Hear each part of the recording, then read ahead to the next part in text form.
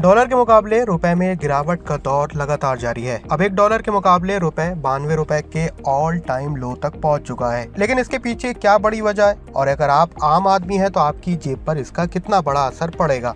तो सबसे पहले इसकी बड़ी वजह जानते हैं। तो दरअसल एफपीआई यानी फॉरेन इन्वेस्टर्स के भारतीय शेयर बाजार में बड़े पैमाने पर पैसा निकाल रहे हैं। इसी वजह से रुपए में लगातार गिरावट आ रही है। कुछ रिपोर्ट्स के मुताबिक 20,000 करोड़ से ज्यादा पैसा शेयर बाजार से निकाला जा चुका है। इससे सेंसेक्स, निफ्टी जैसे इंडेक्स पर भी दबाव पड़ा है, क्योंकि विदेशी निवेशकों का बंटवारा यानी उनका हिस्सा बाजार को बड़ा सपोर्ट देता है। दरअसल एफपीआई की सेलिंग डॉलर को कमजोर कर रही है, क्योंकि जब विदेशी निवेशक पैसा निकालते हैं तो डॉलर की मांग बढ़ती है, तो रुपए कमजोर होता है।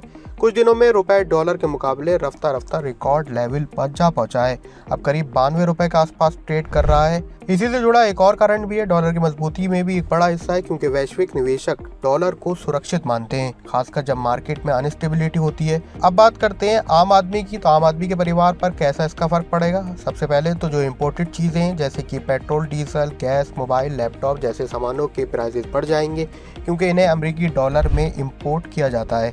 इसके अलावा विदेशी शिक्षा यानी फॉरेन एजुकेशन और ट्रैवल महंगा हो जाएगा, जिससे आपका विदेश में पढ़ना, घूमना या अपने परिवार को अगर पैसे भेजते हैं तो ये आपको ज्यादा पैसा देना होंगे।